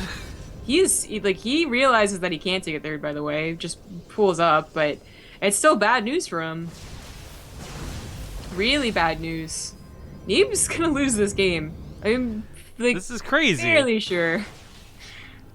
His opener did not work out the way that he wanted. He got He's got more gateways on the way. Production's gonna kick up for him soon. There's also gonna be Archons coming into the fray, which are really good versus Void Rays. That's true. If Harstem waits too long, okay, maybe he may or may not still lose this game, but he won't do it here if he's got the tools that Harstem allows him to get through this waiting phase. At the same time, though, he is being starved out by not having the third. A game of attrition is certainly something to consider, but Harstem does not have his third up long enough for this to matter for about another, like, 2 to 5 minutes nonetheless. Neeb's High Templars will certainly help out here. His Archons will definitely help. And Harstem still has to catch up on some tech.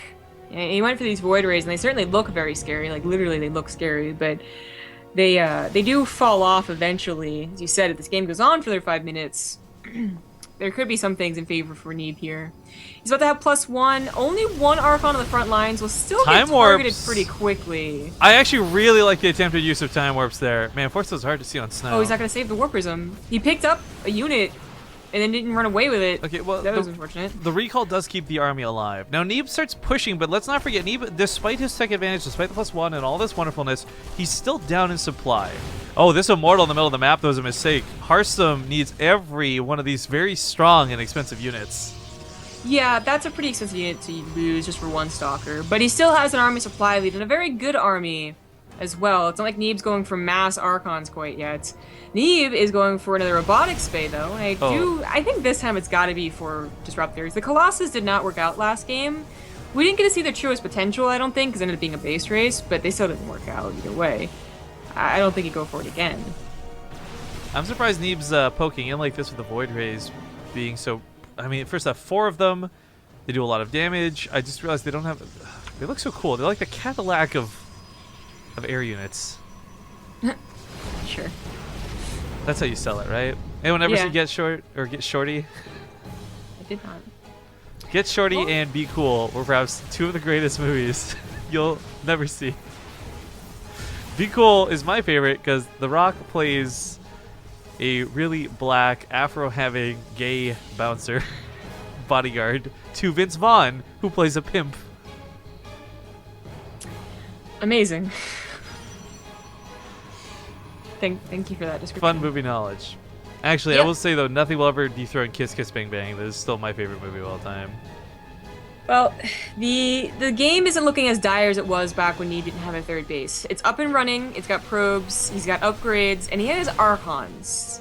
You know, he was really missing that kind of powerful unit when Harstem had so many powerful units. This game has gone from Neeb looking to be in a lot of trouble to Neeb actually having quite a bit of power on the map. Now, I don't mean that his army's still going to win in like A move versus A move, but the Stalkers, while they were doing nothing, did keep Harstem on guard and at home, allowing Neeb to comfortably take this third. His economy's recovering, and we look at the income graph right now. Still better for Harstem, but it's going to become a lot better for Neeb in a few moments. Well, Harstem's already getting a fourth base, so I don't know about that. 71 probes, he should stop, building probes now. These free disruptors, war person though. again. Oh, the laser from the Void Ray almost looks... Super I don't cool. know. I really want to doesn't- see... I guess the interesting thing about the Void Rays is that you can't hit them with a Disruptor. So they're going to have some benefit in this game for certain. And Harstem's going to invest in another Stargate. I don't know why it took me over to the Robo. There you go. Alright, well, we see the Phoenix, if they're gonna come into play or not. Well, certainly there won't be any counter Phoenixes with his Void Rays also out. Neeb's just gonna have to rely on Blink Stalkers and High Templar feedbacks. And maybe Archon shots. But again, they don't kill a Phoenix fast enough usually. So this game is not over. Harstem still has a couple areas of lead though, and you should be feeling good about this game. Just that Oracle ducked in and got 2 probe kills.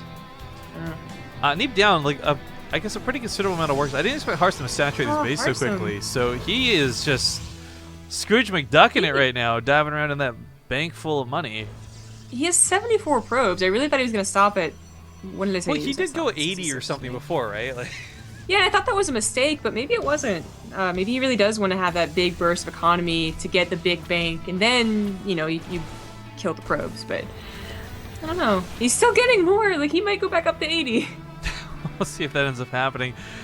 Stalker's going to be met with an ill fate in the middle of the map if they choose to fight this. Backing away probably the best option. Disruptor's out on both sides of this, but again, just that reminder that Neeb actually can't hit all of Harstem's units, whereas Harstem can technically hit all of Neeb's units. Yeah. I like the revelation. Yeah. Harstem is catching up on upgrades too, so no upgrade lead for Neeb, but I really think it's all going to be about the big explosions more than about the finesse of upgraded Stalkers. Stalkers actually have to be very, very important here, taking on those Phoenixes if they can. I don't even think they can, though. And the thing is... That's like watching Hanzo's arrow in Overwatch. The thing about the Stalkers is that even if they take down the Phoenixes, as long as the Phoenixes disrupt the shot, they did their job. Yeah, they just need to interrupt it and cancel at one time, and it's, you know, good job, well done. So this is another situation which just doesn't look like Neeb's going to be able to hold on if Harstem really does push. I still think, though, like, having them dive in and do that job is still a big task to ask for. You got to go through Stalkers, you got to go through Archons, but this base for Neeb is going to get shut down. Disruptor doesn't get the hit off. Harstem goes first. This is still looking very good for Harstem, but those army supplies are very similar and very scary to look at. +3 weapons just finished up for Neeb as well, so a small advantage in that. Yeah, Neeb could probably just take the other fourth base, the one that is on Aga. There's really not any attention on that side of the map. I don't know if he think about it though, or wants to risk taking it for later, you know, DT and Zealot harassment. He doesn't. He takes the regular one as soon as he pushes the army back. But Harstem already onto a 5th. It's just always one base ahead and always in that economy. So this is where 2 big questions get asked. Like, can you fight this army? Because, well, you might have 2,000 minerals in the bank, and warping in 20 zealots sounds cool. It's still not going to beat out Disruptors if Neeb comes out ahead with that. So much of this game, the army supplies are similar. It's going to hinge so heavily on this one big fight. Even if Harstem has this money to rebuild with, it doesn't necessarily mean he'll be able to. That's true. His options are really wide open, though. I'm surprised he hasn't started throwing down, like everything he possibly could, like a fleet beacon and like a third robo. And, that blink. Oh, he gets the Phoenixes, too. A couple of them. Picks off one of the Disruptors as well, limiting how much Harstem has. Because, I mean, like, Harstem, you gotta consider. Awkward. Whoa, yeah. whoa. Oh, big expensive. He just caught in the low ground. Kills one of his own zealots. Harstem just kind of tripping and fumbling. Another Disruptor to just absolutely misrallied in the middle of the map. Now down by about 20 supply, and no Disruptors to really fight with. There are 2. D2. There's only one more disruptor shot though, and once that's gone, he could try blinking forward again, but the Voiders are still there. I think he knew exactly about that option scary. though. He comes on in, he takes out that disruptor. Archons can break the force fields, let's not forget, so those force fields won't even save him. This is... He's not gonna continue. Oh, but so he's doing what we're talking about though. He's warping in a lot of Zealots, and Zealots are not bad. In fact, with charge the again top units, they'll kill anything. Archons, Immortals, doesn't matter. But Disruptors will take out chunks of them, and huge chunks of them at that. Yeah. Neeb investing once again into the shield upgrades. Neeb has, I believe, had the better upgrades in like every single game in this series. Yeah, he's been really rocking and rolling with it. Again. Gets 2 of them. Oh my god. Almost gets a Void Ray for it too. He's got to walk away from that Disruptor though. Gets a little bit scary. I think Neeb's went off first. Nope, it was Harstem's. Yeah, plus he's not moving his Disruptors after they shoot. The Void Rays have not really had any effect in this game, by the way. I really expected these to be a bigger deal. They won't be able to kill the Disruptors, though, so they kind of wasted their pickup. Yeah, they just didn't sacrifice. But, oh my god! We talked about the Zealots. Can this Disruptor get a big enough hit? Kills a lot of Zealots. This might have actually been enough with the Archon coming in and some Warp-Ins. This might not be too bad, but the Warp-In's going to get canceled. Oh, no! Yeah, Zealot, he still has a... that shouldn't kill the base in the very least. Void Ray's getting picked off. There's a lot of Disruptors, though. Where did all these Disruptors come from? Triple Robo Production, that's Triple Robo Production. Now, Harstem's going to lose his advantageous base down here. His money's still there. Like, he's got a lot of banked up, a lot of minerals banked up at that. So warping in Zealots is not too difficult for him right now. Neeb's Disruptor use, he always seems to have that Disruptor off to the side. It should be easy pickings for Blink Stalkers, but he's been getting some really good engagements from it. Well, he's running away right now. It reminds me of like the old use of High Templars. Just have them scattered around the map, hope they get a good storm. Maybe. I think a lot of this has to do with like his revelations helping him out a ton though. Disruptor's gonna go off looking for other Disruptors, doesn't find them, gets a bit awkward, gotta focus that one down, gotta focus the other one down. Oh my god, Neeb just lost a ton of his Disruptors in that fight! That's pretty bad, but Harstem was entirely out of position to capitalize on it. He was chasing a Disruptor, and then he decided, I think, to move out, but then left like some of it at home. I actually don't know what his decision was. I think he was contemplating like Neeb forcing out a base trade. Yeah, base trade. But he's caught with those Disruptors. There they are now, though. Yeah, awkward Disruptor non-hit out of Neeb. This fight's still going a little bit, not too badly despite running away. That army supply still holds strong, and while Neeb did take a big chunk of his Disruptors from earlier, he still has a lot of the Archons, the Immortals, and of course his own Disruptors still available. This is such a tight end game. Yeah. Neeb has that bigger army supply, some of that because of the probes. The Void Rays are getting a little bit left behind. I like that Neeb started warping in and rallying, by the way, back at home a while those Zealots, ago. though. Those Zealots surprise him on the front lines. He goes for hits on the Disruptors, leaving the Zealots alive to charge in. Yeah, those Zealots can get on top of the Disruptors. Another one goes down. Another one and bites it the looks dust. like Neeb's starting to win here. He's up 30 army supply. He's going to get on top of the Disruptors. Oh my god, is this... Because if Harstem loses this is where the tournament ends. Is the Tal'Darim? Are they about to fall? He's losing these units. He's trying to kite. He wants those extra shots off, but the blink's too good. He pounces, and despite having triple robo production, Neeb loses or capitalizes on everything on this side of the field. Harstem loses everything. It's just Zealots and Disruptors now. This is not an army he can fight with. If he had this is what I was talking about. Like, even like 20 armies. Oh, but he gets a good hit. Yet. He bowls a spare, not quite a strike. Yeah. There's still a lot of Archons left over, and he loses one of his own Disruptors. Another base looks like it's going to go down here. Harstem just has Zealots and Disruptors. Like, there's no more miscellaneous units in his army. This, again, goes back to the money problem, though. Like, either player could have a ton of money. Production is limited on what you can do for good units. Look how many Zealots Harstem has. Jesus. This is an insane amount, but, like, one good Disruptor and a couple Archon shots kills them all. Probes get pulled into the Archons. No, not like this. I saw the thought process, but the Archons were still on the outside of the army, so it wasn't going to work either way. Another base goes down for Harstem. He takes this one back pretty much immediately. Black hole coming in. But this army is still mostly Zealots. In fact, how many Zealots are in play? 30! He's at 30 Zealots! 3,000 minerals worth of Zealots in the middle of the map right now. Damn. His Disruptor count would just... It would be going so fast he wasn't losing them. And once again, another Disruptor's going to go down here. But he gets a great shot with it. And that evens up the army supply. In fact... Even takes a bit of a lead with it. Look at Harstem. It's just like lots of flies swarming, bees buzzing, the Zealots all over the place. Archons are not in on the fight. The Immortals are going down. Disruptors looks like to go down. Nope. Actually missed that some shot, but it goes down to the Zealots anyway. Okay, Nothing but but Stalkers left over. Let's have to blink out. Let's talk about the consolidation for this, though, right? Harstem loses, or Neeb loses everything to Harstem on this side of the map, but Harstem is left again with Zealots and Disruptors. There's not going to be an immediate counterattack. Neeb has recovery time. Yeah, and now look at the bank. Neeb might still have the same supply, but he has so much more bank. Yeah. And he's getting so many more Disruptors. I mean, let's also not forget, it's minor, but that shield upgrade now, +2, he's going to have 3-2 over. Every time these Zealots fight against Zealots, his Zealots will win. That is true. Harstem is trying to get that economy back up, but he lost all of his mining bases. It wasn't just like the third of the natural that had no minerals anyway. It was all of his very important bases. He's also not resaturated things. 20 probes on a gas, guys. There's a lot of wasted mining. Yeah, that's true. And 0 on the other.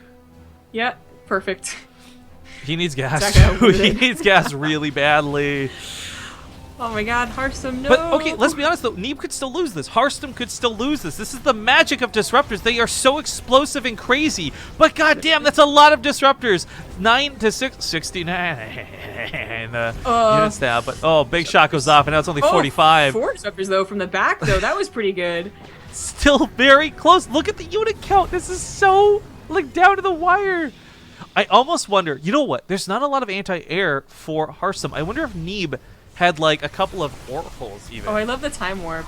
Yeah, I was actually gonna say, at any point had any of them gone for air and had like 1 or 2 tempests in their these back cannons. pocket? These cannons are dealing so much damage. I think Harstem realizes how much he got caught off guard by that top side. He pounces now on top of the Disruptors, tries to pick them off. GG gets cold! That's it! Ladies and gentlemen, the tournament is over and the Tal'Darim have fallen!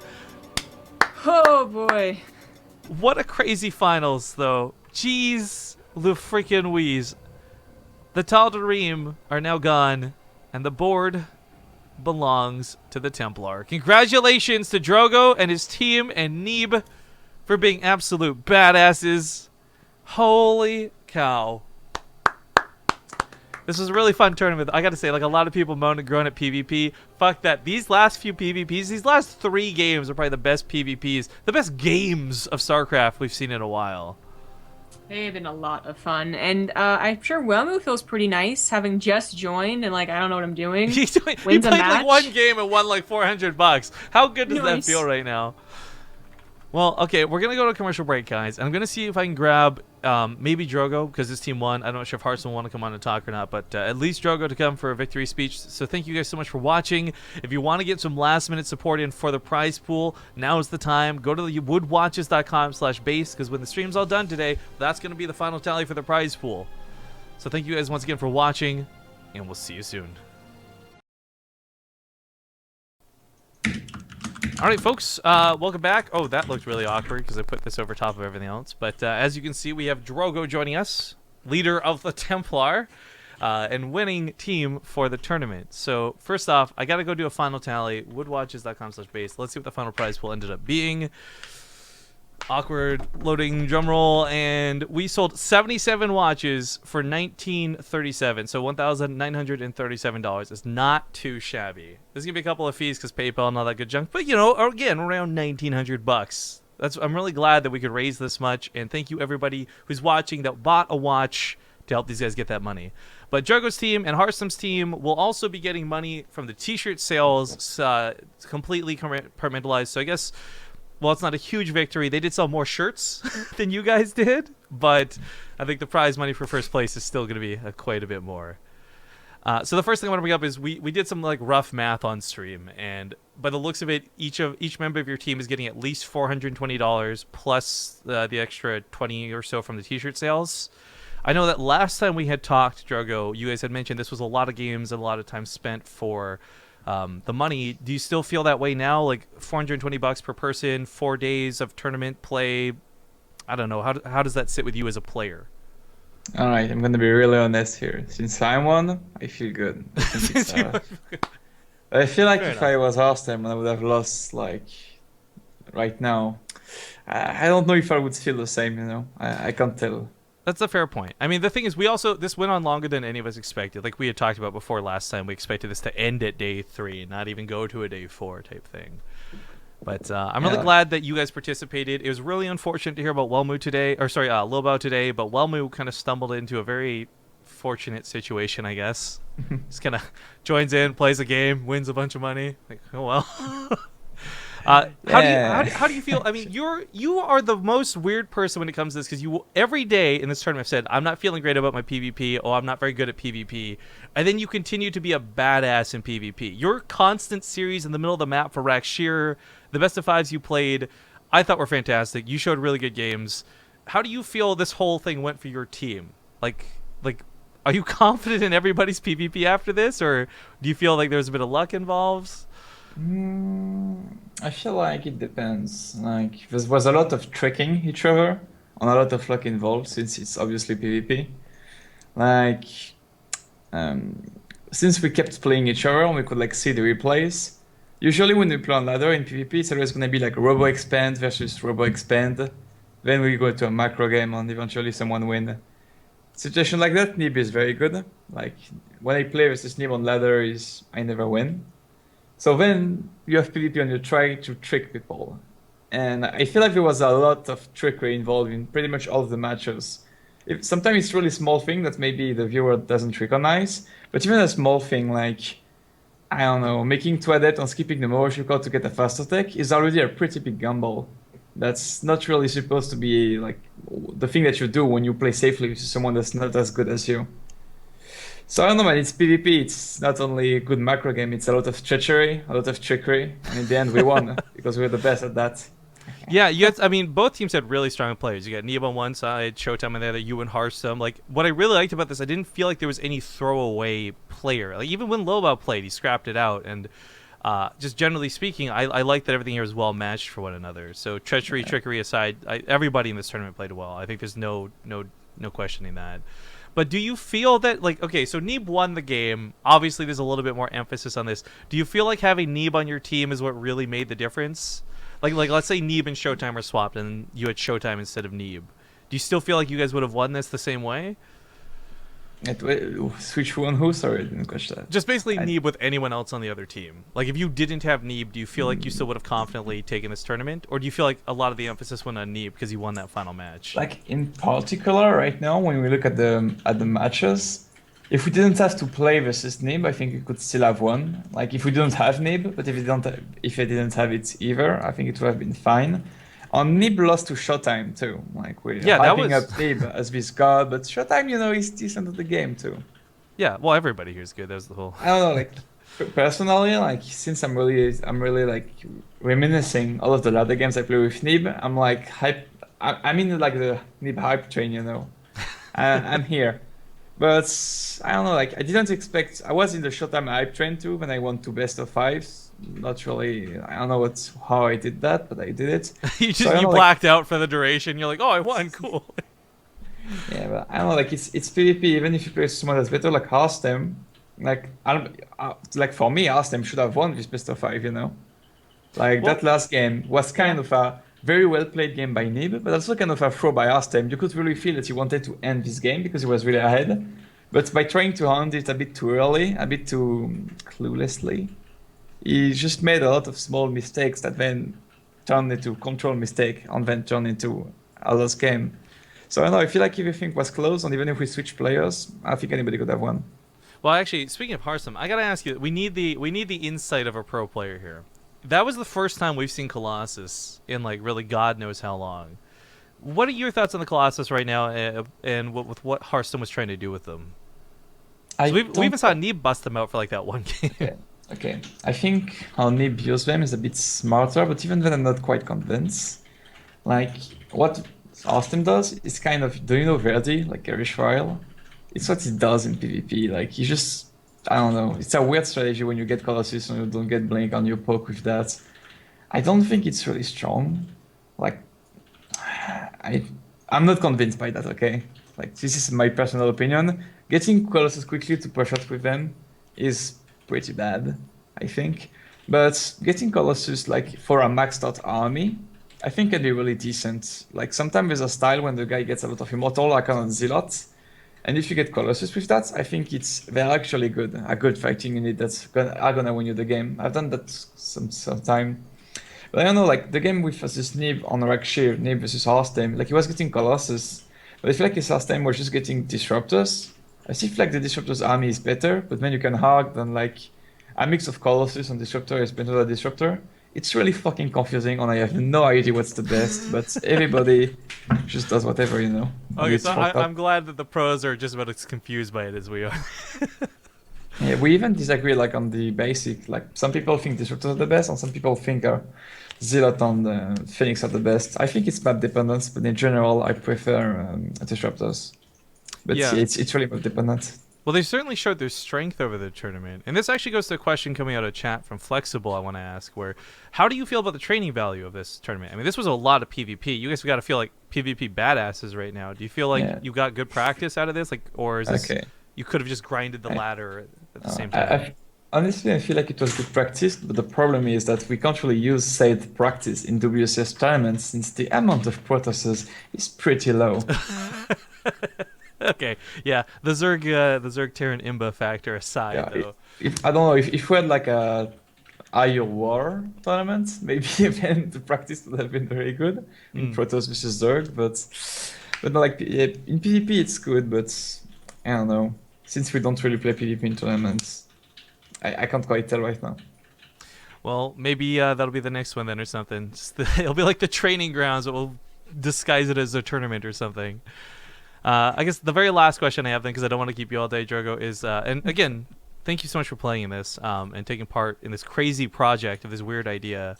But going back to the board game, for us, it kind of looked like you had some gears turning towards the end, where it looked like if you guys weren't going for the capital city, you may have been going for the land victory. Was that something you were looking towards at all, or You guys are hyped way too fucking much on the land victory factor. no? Okay. I think like this was actually the play of the game. Like if you look at it, it wasn't like the best of five. It just Harstem was super greedy with Showtime, like trying to get to the top left. And I just saw a weakness in his defenses. I was like, okay, guys, go bam bam. We're on the capital. And Harstem was wanted to like bring back Showtime, but he didn't read the rules correctly. I did, so I knew he couldn't bring back Showtime. Well, I mean, for us as the organizers, we really were super excited about having this extra element of strategy with the map. Do you feel like that was anything, I guess, on a scale of 1 to 10, how did you like that opposed to regular tournament brackets? Like, was it more fun at least? I mean, I know it's different. It's a test. It's first it's time, it's it's different. Like I really felt like in the end we just ended up playing against each other, just not really thinking about it too much, you know. Like Okay. at the end, he kind of I don't know what he did. He didn't do a good move, and I won because of that. But I don't know if you can really call that like deep strategy. Well, it's a fair point. I mean, we're getting feedback. It's something nobody's done before. If everybody loves it, then we try it again. If everyone's like, then maybe we drop it. So, just it's good to get some honest feedback. And I guess a lot of it is just coming down to like, okay, let's just get the games going. Who cares about this? Anyways, Drogo, thank you so much. Congratulations to your teammates as well. Neeb obviously being one of the major players there, but also Wellmu stepping in today. Do you have any words or shout outs you want to do? Shout out to Wellmu for winning a best of one for $400. That's why he's the coolest guy. And shout out to Neeb to actually finishing the job. And shout out to the 17 people that bought my t-shirts. You guys are clearly have better judgments than the over 23 people. Right? It was. Crazy people, man. Okay, that's all for now. I don't have any funny stuff to say. All right, well, Sorry. Drogo, thank you so much for joining us, man. Good luck with all of and any future tournament stuff you have in store. What's the next big stop? Are you doing Valencia? I don't actually know who's going there. I do Valencia, then I do IM, GPL, and probably very most likely Montreal. So I do all the tournaments. So you have some really big things in store. That's good to see. So if you guys are Drogo fans, keep an eye out for him and make sure to cheer. You got it. All right, well, thanks again, Drogo. Take care, man. Have a great day, and we'll see. We'll talk to you guys later about getting payments set out. Yeah, sure, man. Thanks for the tournament. Thanks for inviting us, and yeah, see you next time. All right, later, dude. Hi. Somebody else get you calling me back since the screen regions are all gonna be borked up. Oh no! Don't look at the Skype informations. Except nothing's really there. Hey, oh, hey, welcome back, Zombie Grub. Hello. All right, so once again, the show match for today needs to be mentioned. We'll be doing the Ting versus Yord sponsor show match in 3 hours from now. Sorry, I did 6 with my fingers, so I did 3 twice. 3 hours from now. So make sure you guys come back for that. I don't think it's going to be a crazy audience. I don't think it's going to be crazy, amazing games, but I think it'll be pretty fun. And I love the idea that our sponsors are so involved with StarCraft that they're both willing to play it out. Like, I don't think we're going to see, like, anyone from Blizzard, for example, play like a best of 5 on stream sometime soon. But having Yord and Ting go at it, it's kind of cool. It shows that extra level of passion for the game. So make sure to check them out. Of course, we've been mentioning Yord a lot today. They're the main sponsor of the Civil War, made all this possible, made that prize pool as big and awesome as it was. So make sure to go to woodwatches.com/base. Even though the promo for the tournament might be over, we still constantly just try and sell watches through them. And Insana8 says, BaseTradeTV, we get a Rifkin versus Zombie Grub. We talked about this later. Maybe after the show match with the sponsors, we could be so persuaded with maybe donations or subscribers. Like, we could set a goal. Like, where are we at right now, actually? Here at the end of the stream, we're at 995 subscribers. So maybe we say, like, if we get over 1,000 subscribers again, we'll do a show match, or maybe if we raise like $50 or something. I don't know.